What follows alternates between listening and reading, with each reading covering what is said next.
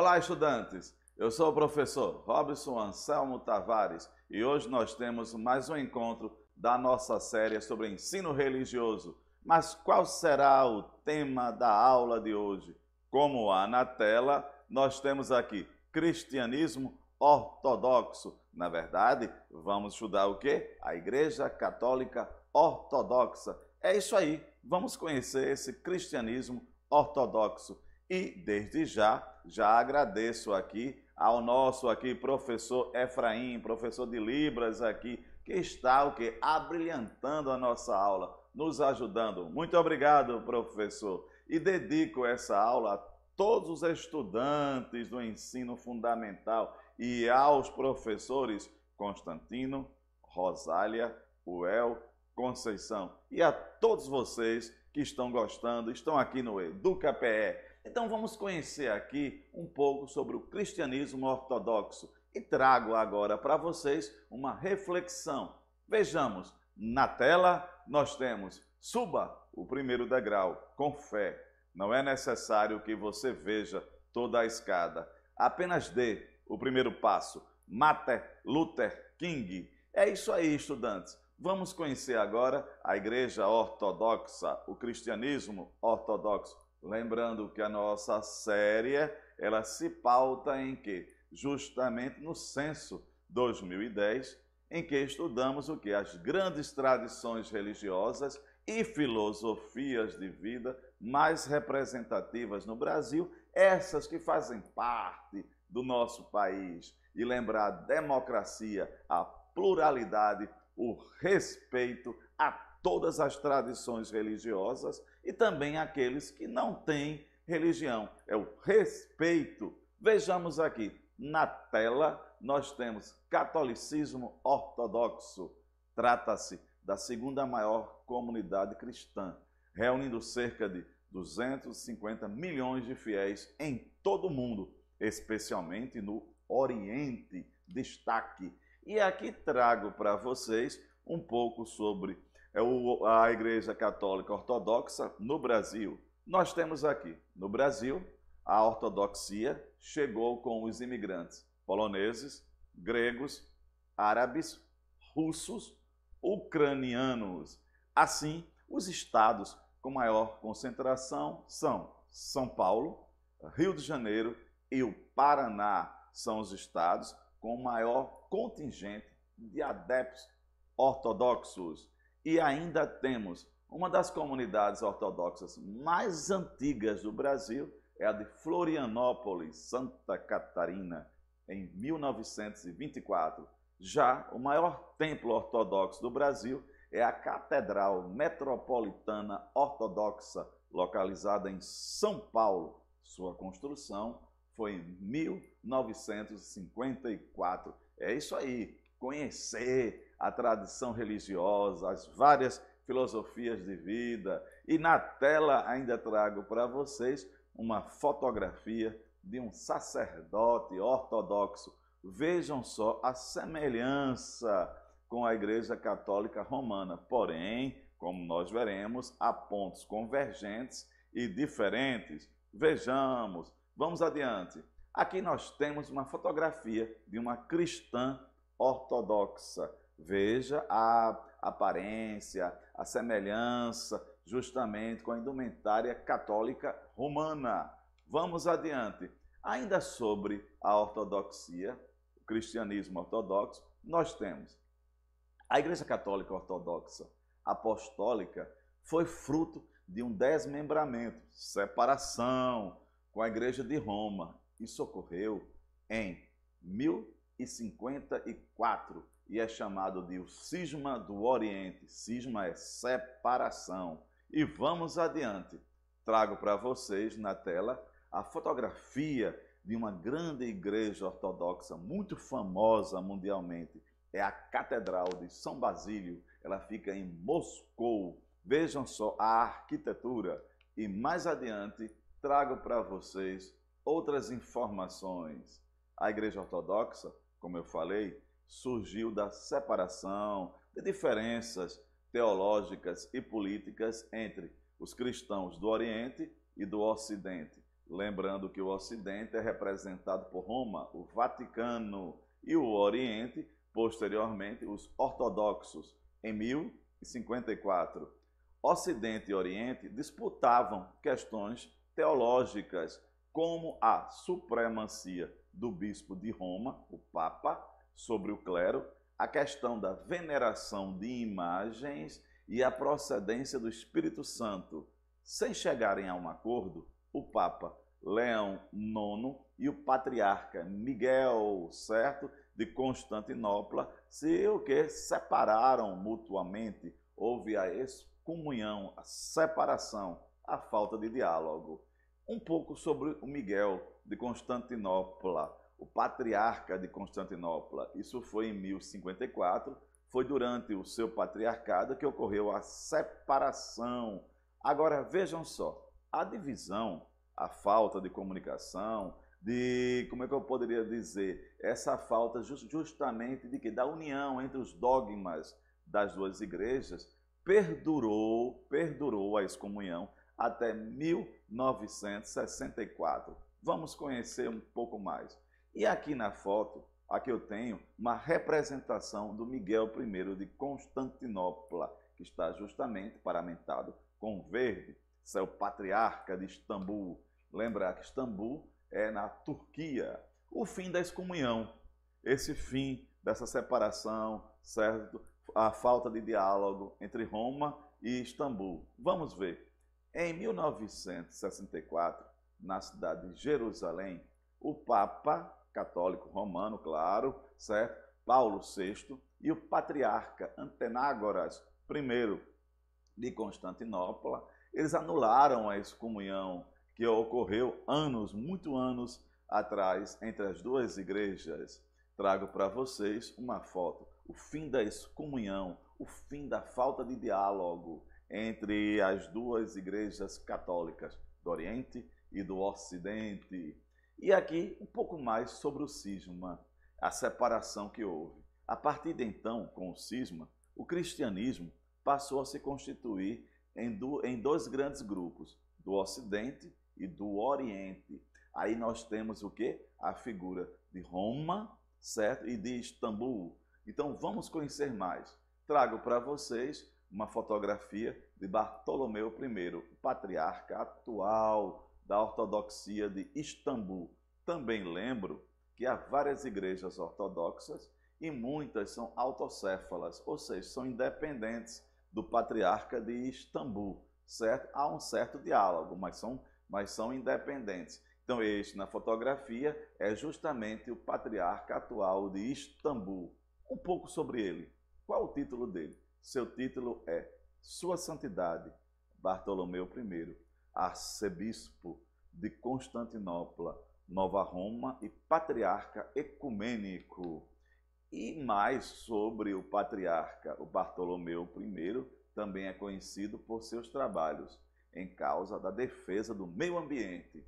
É por isso que é chamado de o Patriarca Verde. Foi nomeado ele como patriarca de Istambul em 22 de outubro de 1991. E ele já viajou pela América Latina, onde visitou Cuba e a Amazônia brasileira, em relação de quê? Do meio ambiente. E mais ainda um pouco sobre a Igreja Ortodoxa. Vejam só, a Igreja Ortodoxa se desenvolveu no Império Bizantino e se espalhou pelos países da Europa Oriental e da Rússia. Vejam só que nós temos que a grande predominância é da Igreja Ortodoxa no Oriente. Vejam só, em Rússia, Grécia, etc. Aqui eu trago para vocês outras informações.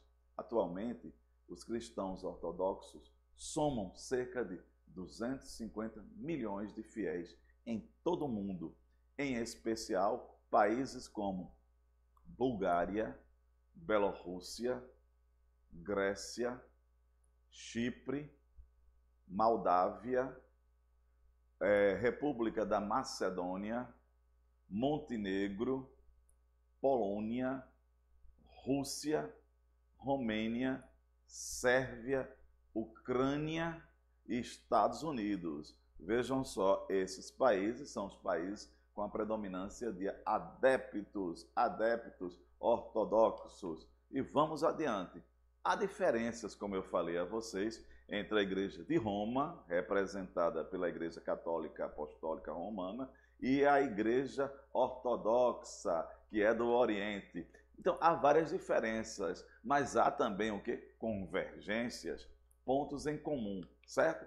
E aqui na tela, trago para vocês algumas representações dessas peculiaridades entre as duas igrejas. Mas eu gostaria de lembrar que esse material está no EducaPE, vocês podem pesquisar à vontade. Aqui nós temos, sobre a Igreja Ortodoxa, nós temos a salvação vem da fé, não se crê na existência do purgatório, cada bispo tem autonomia sobre a sua igreja e não existe um líder maior ou infalível, a decisão é tomada em forma colegiada, é acessível também aos homens casados ou celibatários, que podem ser, no caso, sacerdotes, certo? Lembrar que nós temos o quê? A liturgia, as cerimônias, salvo pequenas diferenças locais, são as mesmas desde a sua fundação. Então veja alguns pontos de diferença. Lembrar que quando eu falo de ortodoxia, eles não são ligados ao Papa, certo? Ao Papa católico. Lembrem-se disso. Outras diferenças sobre a questão do jejum. Nós temos em 3 períodos do ano, os fiéis devem jejuar ou abster-se de certos alimentos. Sobre as crianças, a partir do batismo, já recebem todos os sacramentos. Depois da eclosão do movimento iconoclasta, somente a veneração aos ícones é permitida, ou seja, eles não usam imagens, e sim ícones, desenhos que nós veremos. Vamos ver aqui, semelhanças. Gostaria de salientar as semelhanças entre a Igreja Romana e a Ortodoxa, lembrando sempre que há mais semelhanças do que diferenças, certo? E o ponto principal da separação, aliás, a diferença seria o quê? Os ortodoxos, como eu já falei, não seguem o Papa. E vamos adiante. Quais são as semelhanças? Temos aqui na tela, vamos ver, há mais semelhanças que diferenças, como eu já falei entre elas. A principal semelhança é na crença no único Deus, que mandou seu Filho Jesus Cristo para a salvação da humanidade. Este mesmo Deus ainda se manifesta no Espírito Santo. Ambas as igrejas rezam a mesma oração nas missas, o credo, onde estão resumidos os princípios da fé. Igualmente, Maria é venerada como Mãe de Deus e os santos e mártires também recebem homenagens dos fiéis, além de serem exemplos de vida. A Bíblia é a fonte da fé, assim como a tradição oral e os comentários feitos pelos santos doutores da Igreja.